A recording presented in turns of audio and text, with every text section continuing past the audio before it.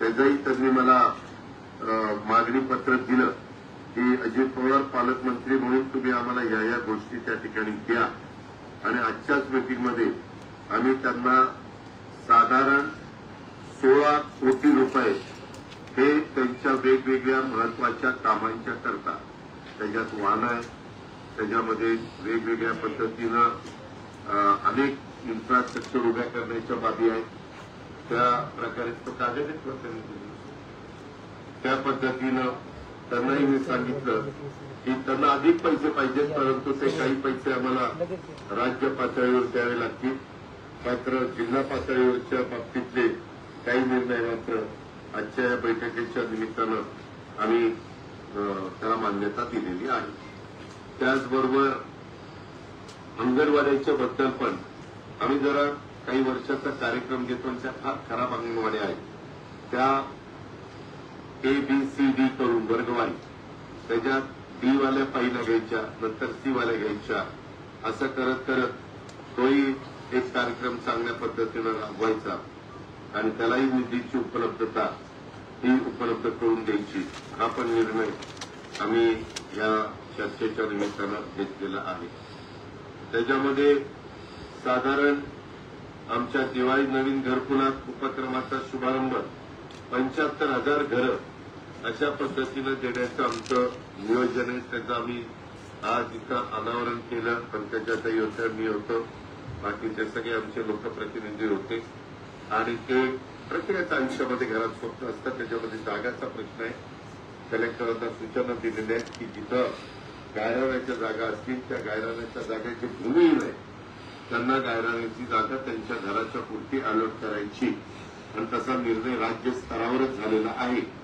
तशा प्रकारचे आदेश देखील काढण्यात आलेले आहेत, त्याची अंमलबजावणी जे भूमिहीन आहेत त्यांना करायला जिल्हाधिकाऱ्यांना सांगितलेलं आहे।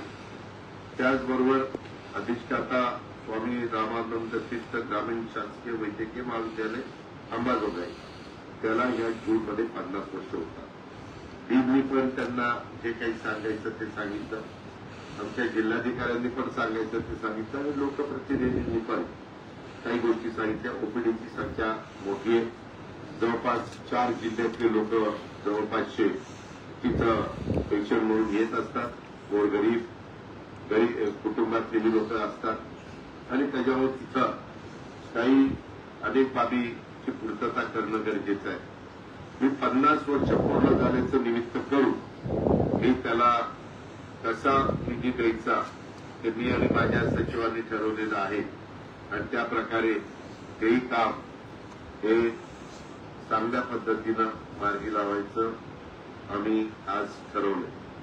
प्रकल्प संचालक राष्ट्रीय महामार्ग प्राधिकरण आपल्या बीड जिल्ह्यातून खूप मोठ्या प्रमाणावर राष्ट्रीय महामार्ग चालतात। आता बाहेरनं काही रिंग रोड केलेलं असल्यामुळं, बायपास केलेला असल्यामुळं शहरामधली कामं ते एकदा करून देतात, नंतर तुमचं तुम्हाला करा असं शासनाला सांगतात। ही गोष्ट आपल्या शहराच्या बाबतीमध्ये पण घडलेली आहे। तिथं स्ट्रॉंग वॉटर जाण्याच्या करता ड्रेनेजची व्यवस्था करणं गरजेचं आहे, त्याची पण साधन पाधन चर्चा त्या ठिकाणी झाली। काही बाबतीमध्ये मला त्या खात्याचे केंद्रीय मंत्री गडकरी साहेबांना पण पत्र द्यावं लागणार आहे आणि तशा पद्धतीनं पत्र देतो। आज सगळ्या मिटिंगचा आढावा मला घेता आला नाही, कारण आता 5 वाजून गेल्यामुळं, त्याकरता मी गडकरी साहेबांना जे काही अडचणी होत्या ते त्यांना देणार आहे आणि त्यांच्याकडनं ते सोडून घेणार आहे। पुढच्या वेळेस शेलार म्हणून वरिष्ठ अधिकारी नॅशनल हायवेचे त्यांनाही मी बोलवणार आहे। आज काही रेल्वेची कामं करत असताना 132/33 सबस्टेशनचा प्रश्न होता, तो लगेचच आम्ही महापारेषणचे सीएमडी संजीव कुमार यांना सांगून सोडवला। त्यांचा पुन्हा रिप्लाय आला की दादा हा प्रश्न मी गतीनं मार्गी त्या ठिकाणी लावून देतो, जेणेकरून मला बीडवरून आपल्या मुंबईला लवकरात लवकर रेल्वे त्या ठिकाणी सुरू करायची आणि बाकीची कामं पण गतीनं पूर्ण करण्याच्या करता रेल्वे खात्याला, त्यांच्या अधिकाऱ्यांना आणि संबंधित कॉन्ट्रॅक्टरांना पण 5 करायला भाग पाडायचंय। एकंदरीतच जिल्हाधिकाऱ्यांनी जिल्हा पोलीस प्रमुखांनी दैनंदिन कामकाजा करता त्यांना 50 झेरॉक्स मशीन, तांत्रिक मान्यता, प्राप्त अशा प्रशासकीय मान्यता करता 1,22,00,000 रुपये मागितलेले। संगणक त्यांना 130 घ्यायचे, संगणक ड्रोन 10 घ्यायचे, बॉडी वॉर्म कॅमेरे 50 घ्यायचे, लॅपटॉप 35 घ्यायचे, प्रिंटर 1 घ्यायचे, एलईडी स्क्रीन 5 घ्यायचे, जीपीएस 130 घ्यायचे। त्याला तांत्रिक मान्यता दिलेली आहे आणि त्यामध्ये साधारण 5,47,00,000 रुपये त्यांची गरज आहे। जिल्ह्यातून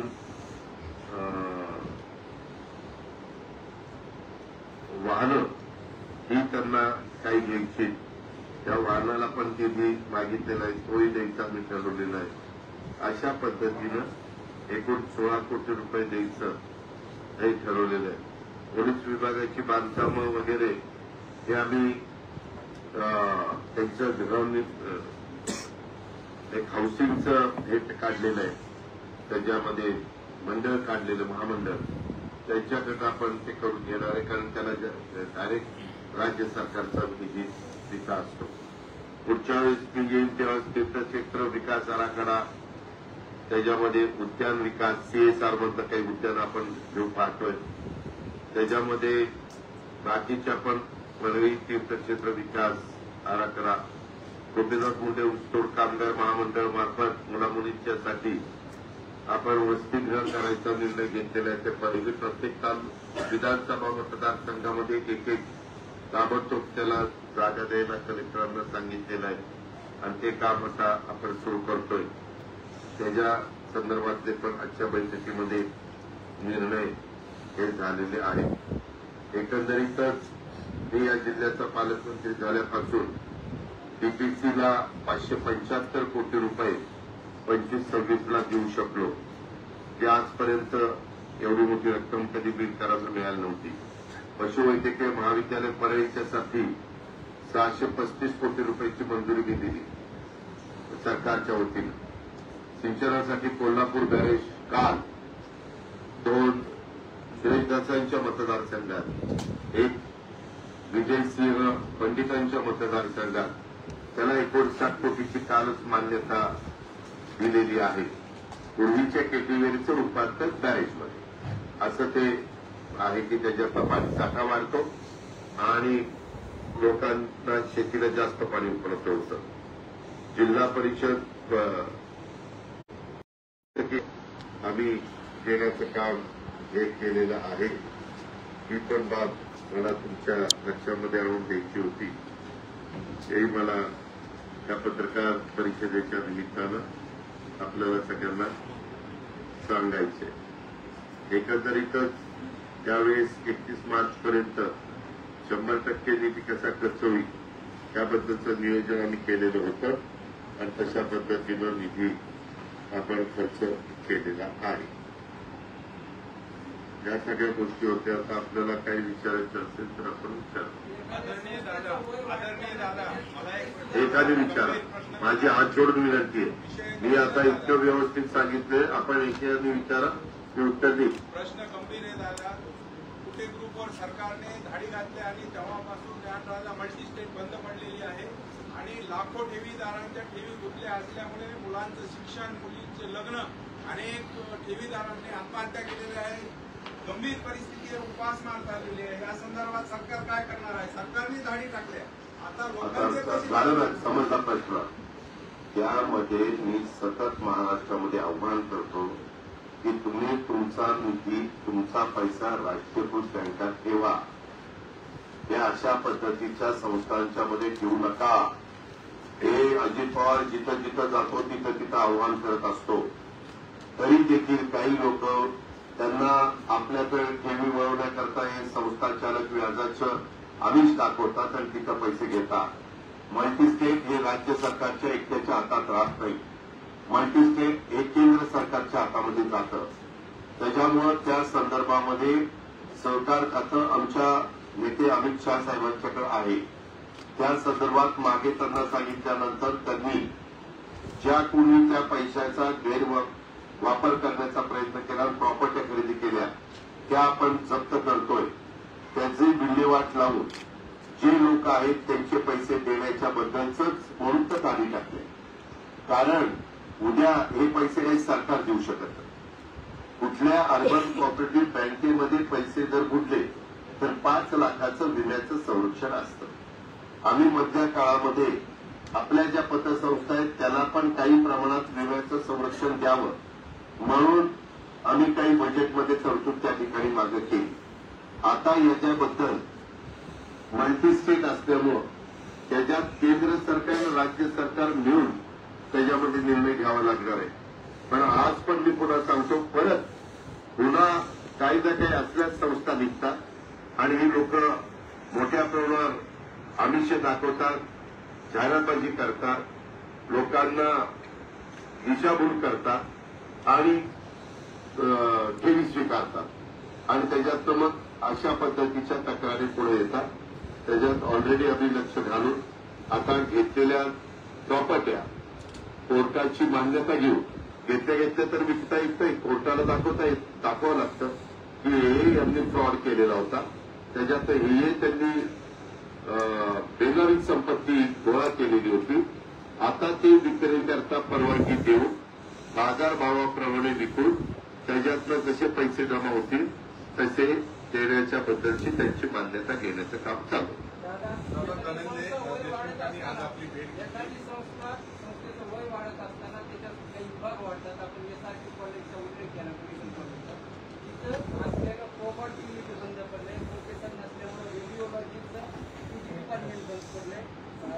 साहेब आज त्याचाच आढावा घेतला, त्याचबद्दल अहो त्याच्यात आत्ता मगाशी त्यांनी दाखवलं क्लास 1 चे किती अधिकारी कमी आहे, क्लास 2 चे किती अधिकारी कमी आहे, क्लास 3 चे किती अधिकारी कमी आहे. मी आपल्याला जरा हे 103 क्लास 1 चे अधिकारीची रिक्वायरमेंट आहे, क्लास 2 चे 108 ची आहे, क्लास 3 क्लास 4 चे जास्तीचे, पण ते आम्ही ते कॉन्ट्रॅक्ट बेसवर घेणार. कारण क्लास 4 चे कॉन्ट्रॅक्ट बेसवर घेते आम्हाला त्या ठिकाणी परवडतं, त्याच्यामुळे तिथं तो निर्णय घेणार आणि मग काही बाकीच्या पण त्यांनी गोष्टी सांगितलेल्या आहेत आणि ह्याच्याच करता 50 वर्षाचं निमित्त करून त्या सगळ्यांना मान्यता देण्याचं मी ठरवलेलं आहे. वैद्यकीय शिक्षणच्या दिवसकरची माझे डीसीएमचे सेक्रेटरी राजेश देशमुखांचं बोलणं झालेलं आहे आणि तो प्रस्ताव त्या मंजुरीकरता प्लॅनिंग आणि फायनान्सला येईल, त्याला माझ्या सूचना मंजूर करायच्या.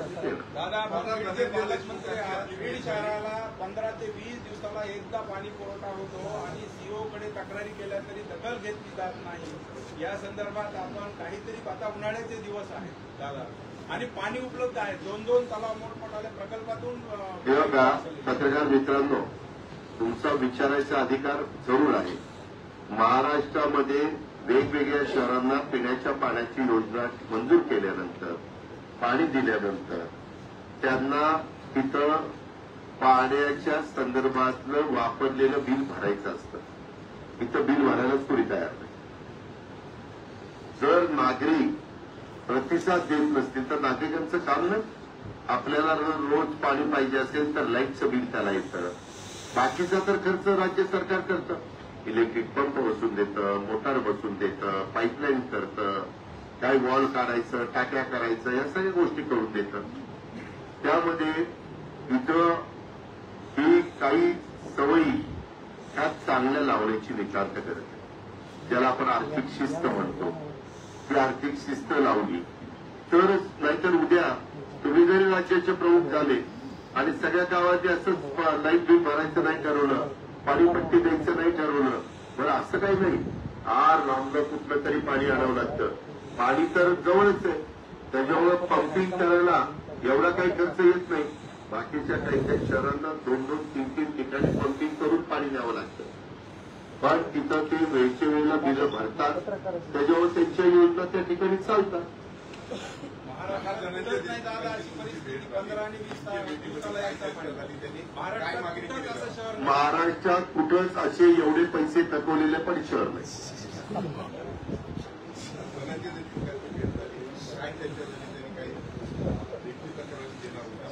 त्यांनी त्यांचं काय म्हणणं आहे ते सांगितलेलं. मी त्यांच्याशी चर्चा केली आणि तो आमच्या होम डिपार्टमेंटशी संबंधित आहे. मी त्याच्याबद्दल आमचे मुख्यमंत्री राज्याचे देवेंद्र फडणवीस साहेबांच्याही कानावर घालला आणि वरिष्ठ पोलीस अधिकाऱ्यांच्याही कानावर घालला आणि तशा पद्धतीनं त्यांनी जे काही अपेक्षा व्यक्त केलेल्या त्याची पूर्तता करण्याचं काम केलं. त्याचा अहवाल माझ्याकडे आलेला आहे. त्यामध्ये त्यांना जो अधिकार होता टीपीसीला ते साक्षीदार आहेत, त्यांनी पण ते वाचलं. त्या पद्धतीनं जिल्हाधिकाऱ्यांनी इलेक्शनच्या आधी ज्या मान्यता दिल्या होत्या, आमचा जीआरएस आहे का, तो जीआरएस होता, त्यामुळे त्यांनी ते दाखवलं आणि तो तशा पद्धतीनं तो खर्च त्यांनी त्या ठिकाणी केलेला.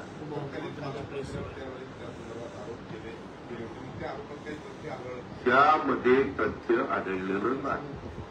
जो अधिकार होता जसा आता पालकमंत्री म्हणून मला आहे, आम्ही आता परवाच ठरवलं की आपलं आता 1 एप्रिल पासून नवीन वर्षाची मीटिंग मी पक्षाच्या ताईंना पण सांगितलं आणि आमदारांना पण सांगितलं की आपण सुरुवातीलाच त्याला प्रमाण देणं, त्याला टेक्निकल मान्यता, तांत्रिक मान्यता देणं, या सगळ्या गोष्टी करू जेणेकरून त्याची कामं लवकर होती आणि कामाचा दर्जा पण चांगला राहतोय का नाही हे बघता येईल. त्याचं मला विकेंद्रित करायचंय आणि योग्य पद्धतीनं त्या गोष्टी करून त्याच्यातनं बिल करायचं मला रिसर्च द्यायची.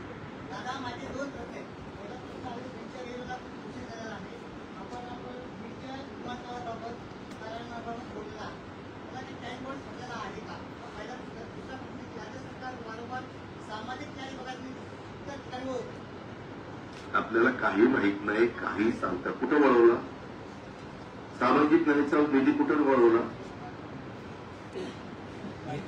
नाही. थांबा ना, मी अर्थमंत्री आहे. मी 7,20 कोटीचं बजेट सादर केलंय आणि कालच्या 31 तारखेला हे होते माझ्या बरोबर. शेवटपर्यंत सगळे पैसे त्या ठिकाणी सोडले. कुठं वळवलं एवढं सांगा. अहो कुठं वळवलं एवढंच सांगा पत्रकार मित्रांनो. मी काही वेगळा प्रश्न विचारत नाही. प्रश्न विचारायचा जसं तुम्हाला अधिकार आहे तसं मला पण मी कुठं निधी वळवला एवढं तर विचारायचा अधिकार आहे. आम्हाला सांगा ना. दुसरं, त्याच्या आधी रेल्वेच्या संदर्भात प्रत्येकाने आपापल्या परीनं प्रयत्न केला. मला कामाची आवड असल्यामुळे मी आपण होऊन, मला कुणी म्हणायला आलं नाही अडवून जा ठिकाणी जे मिळते, मी आपण होऊन ते काम मला करायचं म्हणून मी केलं.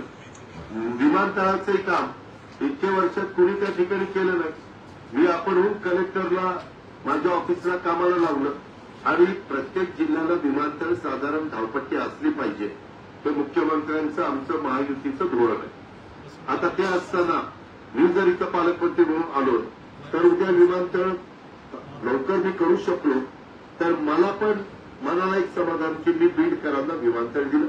आणि बरेच वर्ष रखडलेली रेल्वे, आज ते पण अधिकारी सगळे बोलवलेले होते, त्याच्यामध्ये कुठं काही त्यांनी अडचणी सांगितल्या त्यावेळेस कलेक्टर आणि एसपीना विचारा, मी त्यांना स्पष्ट सूचना दिल्या. कुणी असलं आणि रेल्वेच्या कामामध्ये अडथळा आणला तर शासकीय कामात अडथळा आणला म्हणून पुढची ऍक्शन घ्या. मी आपल्याला पत्रकार मित्रांनो तुम्हाला सांगतो, याच्यामध्ये चांगली कामं करून दाखवत असताना थोडा कठोरपणा दाखवावा लागतो. वेळ पडली तर वाईटपणा घ्यावा लागतो. काही विकृती विचित्र असतात, त्यांना वेगवेगळ्या पद्धतीनं काही त्यांना हे आम्हाला पाहिजे ते आम्हाला पाहिजे असल्या सवयी आहे. पोलिसांचा आढावा घेत असताना इथं पाठीमागच्या काळामध्ये खूप मोठ्या प्रमाणावर रिव्हॉल्व्हरला लायसन्स, 12 बोरला लायसन्स देण्याचं काम झालं. आतापर्यंत 300 किती कॅन्सल केली, 340 कॅन्सल केली. अजूनही आपण ज्यांना गरज नाही उगीच त्याच्यावर पॅन्टला इकडं बाहेर लावून फिरतात आणि एक शू करतात, त्यांना सगळ्यांना आता सरळ करायचंय आणि त्यांचे पण ते रद्द करणार आहे. ज्याला खरोखरीच गरज आहे जो वस्तीवर राहतो, ज्याला खरोखरीच गरज आहे, त्याचा व्यवसाय आहे व्यापाराचा किंवा त्याच्याकडे सोन्या चांदीचा व्यवसाय किंवा रात्री त्याला कॅश घेऊन कुठं जावं लागतं किंवा कुठून यावं लागतं बँकेत भरण्याच्या करता, अशांना प्रोटेक्शन मिळालं पाहिजे. ते सरकारची जबाबदारी, कायदा सुव्यवस्था चांगली ठेवणे आमच्या पोलीस खात्याची जबाबदारी आणि त्या पद्धतीनं आम्ही त्यामध्ये पण लक्ष घातलेलं आहे. अजूनही 900 काहीतरी आहेत ना, अजून 900 त्याचाही आढावा घ्या. ज्यांची अजिबात गरज नाही त्यांचं त्या कॅन्सल करा. काहींना आम्ही मकोका पण लावलेला आहे. वेगवेगळ्या पद्धतीने चुका करणाऱ्यांना अजिबात धारा द्यायचा नाही आणि एक सगळ्या समाजात जातीय सलोखा राहावा, कुठेही काही अडचण राहू नये, त्या पद्धतीचा आमचा सगळ्यांचा प्रयत्न चाललेला आहे. त्याचाही आढावा आज घेतला. आर्थिक शिस्त लावत असताना प्रशासकीय शिस्त, त्याचबरोबर मगाशी तुम्ही प्लॅन इथं सांगितलं होता, वॉल माफिया, राख माफिया, याच्या संदर्भात आता दादा इथं आल्यानंतर ही सगळी कसं मोडून टाका? ही दादागिरी अगोदर आहे, ती दादागिरी कधी? हो, आता मी सांगू अशी मोडून काढणार, तर मला काही कळतच नाही. तुम्हाला ना गरज, मी एसपीला सांगितलं की माझं काम नाही, ते एसपीचं काम आहे आणि एसपीना काही गोष्टी पाहिजेत त्या देण्याचं काम माझं आहे. त्या एसपीने सांगितल्यानंतर मी काय सांगितलं, 16 कोटी रुपये तुम्हाला मी ताबडतोब देतो. सांगितलं ना, तुम्ही प्रायोरिटी ठरवा, तुम्हाला काय पाहिजे एवढं तर मी केलं आणि ह्याच्यापेक्षा जास्त पाहिजे ते मला राज्य सरकारच्या मुख्यमंत्री आणि बाकीच्यांशी चर्चा करून ते द्यावं लागेल. आणि त्यांना सांगितलं याच्यात राजकीय असल्याचे मला तरी त्या दबावाला बळी पडायचं नाही आणि जे कुणी चुकीचं करत असेल ते कुणी व्यक्ती असू द्यात, सत्ताधारी पक्षाचे असू द्यात, विरोधी पक्षाचे असू द्यात, पक्षीय संबंध नसणारी असू द्या, कुणाचाही बोलायचं ठेवू नका, एवढे स्पष्ट सूचना त्यांना दिलेल्या. दादा, धनंजय मुंडेंनी आघाडी असल्याचं कारण दिलं, मात्र ते एका कार्यक्रमामध्ये होते, कार्यक्रमामध्ये होते. धनंजय मुंडे नाराज आहेत का ते मंत्रिपद? अजिबात नाराज नाही, काळजी करू नका. आरोग्य सेवा बीड जिल्ह्यामध्ये अत्यंत चांगली आरोग्य सेवा चाललेली असताना आणि एकाने बोला ना, मागाशीच विनंती केली ना, अत्यंत चांगली आरोग्य सेवा बीड जिल्ह्यामध्ये देत असताना सिव्हिल सर्जनला एका क्षुल्लक प्रश्नावरून विधानसभेत एक प्रश्न केला ज्याला काही समजत नाही अशा आमदारांनी, आणि तुम्ही एक मिनिट, पत्रकार मित्रांनो, तुम्हाला प्रश्न विचारायचा अधिकार आहे, तुम्ही चौथा स्तंभ आहे, पण आमदाराला काही समजत नाही हा म्हणण्याचा अधिकार तुमचा. एक मिनिट, तुमचा हक्कभंग होऊ शकतो, कारण मी स्वतः साक्षीदार आहे. तुम्ही तुमचंही, आम्ही सर्व गुण संपन्न आहे हा माझा दावा अजिबात नाही, पण तुम्ही आमच्या सभागृहाचंही डेकोरेट ठेवा ना. ते सदस्य आहे, 5 लाख लोकांचं प्रतिनिधित्व करतायत, कायदे मंडळामधला तो एक सदस्य आहे असं नाही. त्यामध्ये तुम्ही एवढं सांगा की बाबा त्याच्यामध्ये प्रश्न उत्तराच्या निमित्तानं, लक्षवेधीच्या निमित्तानं एका निष्पाप चांगलं काम करणाऱ्या डॉक्टरवर अन्याय झाला, तुम्ही समजू शकतो. आम्हाला ऐकायला आता मध्येच का मग मी आपलं जातो उठून, मी खरंच मी इतकं तुम्हाला व्यवस्थित सांगतो. माझ्या पुण्या मुंबईतल्या प्रेस मीट होतात, परंतु तुम्ही जरा माझंही काही गोष्टी ऐकून घेतल्या पाहिजे. आपण जे सांगताय नाही, शिस्त यांना कुठं लावतं, त्यामध्ये आपण जे सांगितलेलं आहे, आज मला निवेदन दिलेलं आहे, बरेच लोक आलेली होती माझ्याकडे, अनेक निवेदन, मी त्याचं सॉर्टिंग केलं. हे कलेक्टरशी संबंधित, हे एसपीशी संबंधित, सीओशी संबंधित, हे राज्य सरकारच्या मुंबईशी संबंधित ते मी घेतलेले आहे. मी माझ्या संबंधित खात्याच्या मंत्र्यांशी बोलणार आहे की बाबा आपण पहिलं रेकॉर्ड काढून बघा, त्यांचं खरंच पूर्वीचं रेकॉर्ड त्या डॉक्टरांचं तसं आहे का, उगीच नाहक कुणावर अन्याय व्हायला नको. आम्ही राज्यकर्ते, जनतेने आम्हाला केलं, आम्ही अन्याय करायला राज्यकर्ते झालो नाही. आम्ही कुठं अन्याय झाला असेल तर त्याच्यातून तो अन्याय दूर करून मार्ग काढायला झालो.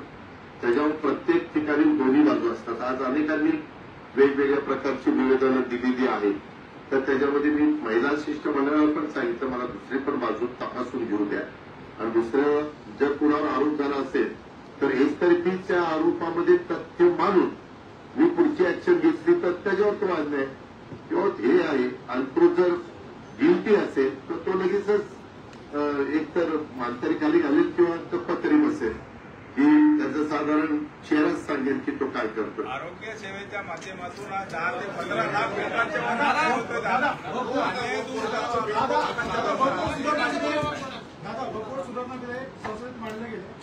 पक्ष म्हणून काय भूमिका असणार आपली? त्यामध्ये महायुती एनडीएच्या संदर्भामध्ये जी काही भूमिकेच्या बद्दल चर्चा झालेली आहे त्या संदर्भात आमचे चिराग पासवान असतील, चंद्रबाबू नायडू असतील, नितीश कुमारजी असतील, एकनाथराव शिंदे साहेब असतील, त्या सगळ्यांच्या मध्ये साधक बाधक चर्चा होऊन एकंदरीतच त्याच्यातनं योग्य पद्धतीचा मार्ग काढायचा अशा प्रकारची चर्चा झाली. दादा, राज्यामध्ये 165 युवा शास्त्र शाळा आहेत. दादा, शाहू फुले आंबेडकर युवा शास्त्र शाळा. अरे एकानी कितीदा सांगू. हा दादा, 165 आश्रमशाळा ज्या आहेत, शाहू फुले आंबेडकर नावानं योजना आहे आणि त्या लोकांनी राज्यभर आंदोलन सुरू केलेले आहेत. बीडमध्ये सुद्धा 9 दिवसापासून आंदोलन. कशाबद्दल? युवा आश्रमशाळांच्या अनुदानाचा विषय आहे. आपल्याला एकदा तुम्ही तुमची स्वतःची आश्रमशाळा तुम्ही एकदा माझ्याकडे या. मी आश्रमशाळेच्या नावाखाली काय काय प्रकार चाललेले आहेत. काही आश्रमशाळा जरूर दर्जेदार आहेत, काही आश्रमशाळा राज्य सरकार निधी देतं पण जेवणाची क्वालिटी काय, शिक्षणाची क्वालिटी काय. आज आता सीओ इथं बसले. आपण इथं आपल्या मुलांचा मुलींचा शिक्षणाचा दर्जा वाढवण्याच्या करता भागाकार असतील, गुणाकार असतील, बेरीज असेल, वजाबाकी असेल, या सगळ्याच्या संदर्भामध्ये काही एक नियमावली ठरवलेली त्या पद्धतीने आपण पुढे चाललोय. आम्हाला कुणावरही अन्याय करायचा नाही. मात्र काही जण त्या गोष्टीचा गैरफायदा घेण्याचा प्रयत्न करत असतील तर त्याची शहानिशा, त्याचा रेकॉर्ड तपासणं, त्या सगळ्या गोष्टी तिथं खरोखरीच किती विद्यार्थी आहेत, ते व्यवस्थितपणे शाळेत जातात का, त्यांना सगळ्या सुविधा मिळतात का, त्यांना जेवण 2 वेळेचं व्यवस्थितपणे मिळतं का. कारण त्याचे पण आम्ही सगळ्याचे जे रेट आहेत म्हणजे जे योग्य त्याच्यात मानधन द्यायला पाहिजे हे त्या पद्धतीनं आम्ही केलेलं आहे. कार्यकर्त्यांच्या मेळाव्याच्या काय कुठं वाद झाला? शिंदे साहेबांनी तो पुतळा जाण्यास सांगितलं. हा पटाण कोडोलीमध्ये दादा एक मिनिट हो का, मी पहाटे उठून इकडे आलेलं. आज काही झालेलं असेल तर मला काही पाठीला डोळे नाहीये. इथं असं झालंय, मी त्याची चौकशी करेन. ही वेळ पडली तर आता शिंदे साहेबांचं नाव घेतलं, ते पण आमचे सिनियर नेते सिनियर आहेत, माजी मुख्यमंत्री, विद्यमान उपमुख्यमंत्री. मी त्यांना विचारेन काय झालं काय नाही. मग तुमचं पूर्वी सर्व प्रकारच्या फाईल होत्या त्या आपल्या मार्फत देवेंद्र फडणवीस यांच्याकडे जात होत्या. मात्र आता आपल्या मार्फत ज्या फाईल आहेत त्या एकनाथ शिंदे यांच्याकडे जाणार आहेत आणि त्यानंतर आपल्याला काय त्रास होतो? यांच्याकडे जाणार आहे. आपल्याला काय त्रास होतो? कुठंतरी काही नाही. एक मिनिट, बळ कमी करण्यासाठी काही बळ नाही. तुम्ही बळ नका कळ नका काढू. तुम्ही आपलं खरंच पत्रकार मित्रांनो, तुम्हाला प्रश्न विचारायचा अधिकार आहे रे. आता आमचं 3 पक्षाचं सरकार आहे. पूर्वी फाईल यायची की माझ्याकडनं सही करून देवेंद्रजींच्याकडे जायची आणि तिथून एकनाथरावजींच्याकडे जायची. आता माझ्याकडनं सही झाल्यावर एकनाथरावच्याकडे जाईल आणि तिथून मुख्यमंत्री देवेंद्रजींच्याकडे जाईल. 3 पक्षाचं सरकार असेल तर फाईल तिन्ही प्रमुखांना माहिती पाहिजे ना. पण त्याच्यात तुम्हाला काय अडचण झाली? काय अडचण? जर आम्ही तिघही त्याच्याबद्दल समाधानी आहोत तर बाबा ह्याला काय पोटात दुखायला झालं लागलं म्हणलं नाही. पण मला कळत नाही. अरे बाबा ते स्टँडिंग ऑर्डर असतात. कधी कुठलंही नैसर्गिक संकट आल्यानंतर स्टँडिंग ऑर्डर केंद्राच्या राज्याच्या असतात की नुकसान किती झालं त्याचे पंचनामे करायचे, त्याच्यामध्ये नुकसान भरपाई किती द्यायची, काय द्यायची, हे सगळे जीआर आहे. जाहीर भाषणात जातीभेद आणि धर्माविषयी जाहीर भाषण करताय. मात्र दुसरीकडे महायुतीचे जे आमदार आहेत सुरेश धस यांनी जो मस्जिदमध्ये जिलेटिननी स्फोट करण्यात आला होता त्याविषयी त्यांनी एक वक्तव्य केलेलं आहे की जी घटना घडली ती सोडून द्या. जे आरोपी आहेत त्यांनी दारूच्या नशेत हा जो प्रकार आहे तो केलेला आहे. तुमची प्रतिक्रिया काय राहील? त्या संदर्भामध्ये आमची प्रतिक्रिया कायदा सुव्यवस्था चांगली राखून आपल्या शिवशाहू फुले आंबेडकरांच्या महाराष्ट्रामध्ये जातीय सलोखा कसा राहील त्याकरता आमची पोलीस यंत्रणा काम करते आहे. दादा, मुख्यमंत्री आहात. बीड जिल्ह्याच्या शेतकऱ्यांचा जो काही प्रश्न आहे शेतीचं जे खर्च होतं ते माफ करणार आहात का? कारण तुमच्याकडे अर्थखात आहे. तू ऐकलं ना मागे परत एखादा कुठं इतका हलून का मजबूत करतो त्याचं उत्तर अरे त्याचं उत्तर दिलं ना. तो हा रोज माझ्या बातम्या बघत तरी काय. धन्यवाद.